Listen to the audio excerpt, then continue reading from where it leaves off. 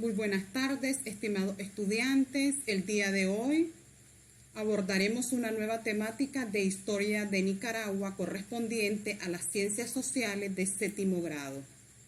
Nuestro tema es características económicas, sociales, políticas y culturales de la colonia y el legado cultural de la colonia. Nuestro logro de aprendizaje para esta temática es poder identificar las características económicas, sociales, políticas y culturales de la sociedad en tiempos de la colonia para valorar su legado cultural a nuestros pueblos y viceversa. Dentro de las características económicas que se dan en la colonia, sabemos de que los españoles desarrollaron distintas actividades económicas en los años posteriores a la conquista. Abordaremos en este inicio lo que es la agricultura, que se combinó con la siembra de productos autóctonos como el maíz, el tomate, el algodón, la papa, el frijol, el cacao, con el cultivo de bienes agrícolas europeos como el trigo, la caña de azúcar y los cítricos. Otro aspecto es la ganadería, que se desarrolló con fines comerciales.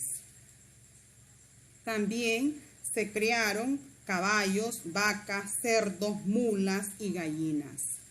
La pesca también se dio, que se llevaba a cabo en los lagos Solotlán y Cocibolca. Se obtenían mojarras y otros peces. El comercio se desarrolló por vía terrestre entre las ciudades de León y Granada y con las provincias españolas de la región. Pero también se dio a nivel marítimo, que se llevó a cabo por el Mar Caribe, a través del lago Cocibolca y el río San Juan. No obstante, el comercio más dinámico se daba en el puerto El Realejo. En cuanto a las características políticas durante la colonia, abordaremos lo siguiente. ¿Cómo era el gobierno colonial? Durante la colonia, la principal autoridad era el rey de España, quien gobernaba a través de unas instituciones que funcionaban tanto en España como también aquí en América, para administrar los nuevos territorios. El rey en España tenía la Casa de Contratación de Sevilla y el Consejo de Indias. Hablaremos de la Casa de Contratación de Sevilla. Ubicada en Sevilla, se instituyó con el fin de regular el movimiento de personas y de bienes desde América y hacia América.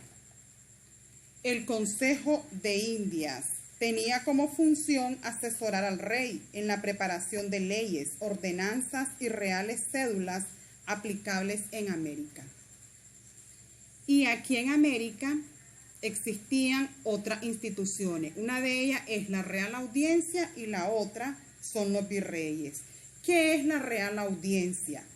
Fue un tribunal superior de justicia, encargado de velar por el cumplimiento de la ley y fiscalizar a las otras autoridades. Y los virreyes, como su nombre lo indica, la autoridad de los virreinatos se concentró en estos hombres quienes gobernaban en nombre del rey. Él mismo lo elegía. El virrey ejercía el poder ejecutivo, judicial, militar, económico y eclesiástico en su jurisdicción, pero tenía prohibiciones, como adquirir tierras o bienes en el territorio bajo su mando. Y en cada población habían cabildos. El cabildo era la entidad encargada de una ciudad. Algunas de sus funciones eran velar por el aseo y el ordenamiento local y proveer los servicios públicos. En cada cabildo habían alcaldes, escribanos y alguaciles.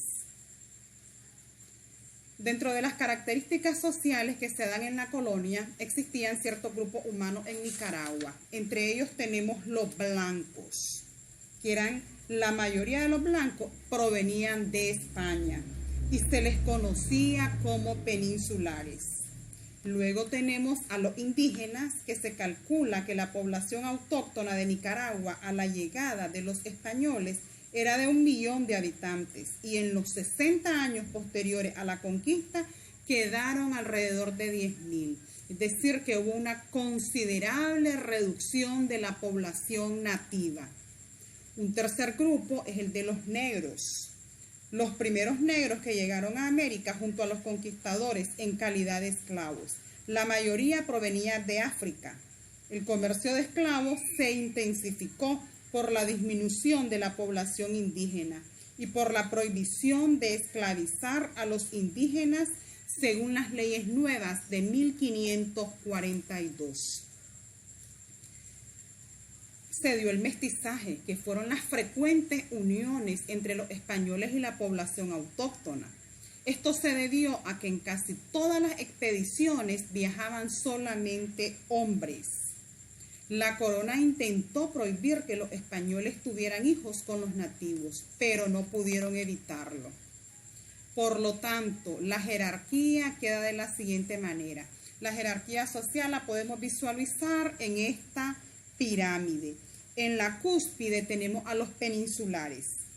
Estaban ligados a las tareas de gobierno como altos funcionarios reales o eclesiásticos. Luego en la pirámide le siguen los criollos, que eran los hijos de los españoles nacidos en América y se relacionaban con las actividades económicas como herederos de propiedades o comercio. Luego tenemos en el tercer lugar de la pirámide a los mestizos. Las personas con padres de distinto origen étnico eran miradas con desprecio, pues se les asociaba con bastardía, pobreza e ignorancia. Por lo general no eran aceptados en ningún grupo, eran discriminados. Luego tenemos a los indígenas, que estaban sujetos a la tutela colonial, a pesar de ser libres y debían pagar ellos impuestos. Eran considerados inferiores. Y en el último escalón, es decir, en la base de la pirámide, tenemos a los esclavos, que estaban sujetos a los derechos de los dueños. En las características culturales, la vida cultural durante el período cultural en Nicaragua estaba marcada por la iglesia, el calendario litúrgico y las festividades religiosas que se daban.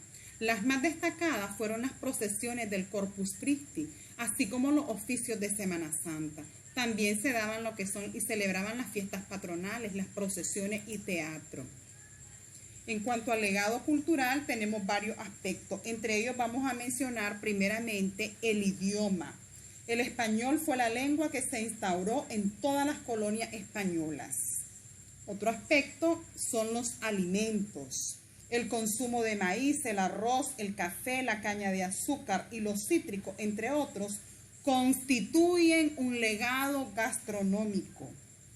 También tenemos las herramientas y fuerza, las herramientas metálicas como el arado, que llegaron a América con los europeos, al igual que la rueda y el caballo, como fuerza de trabajo.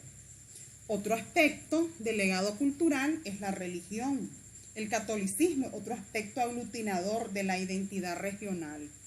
También tenemos el modelo urbanístico.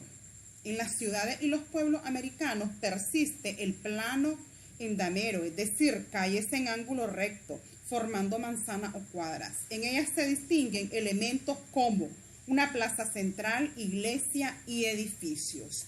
También tenemos la parte artística como el legado cultural. Durante el periodo colonial, las artes estaban orientadas hacia la religión.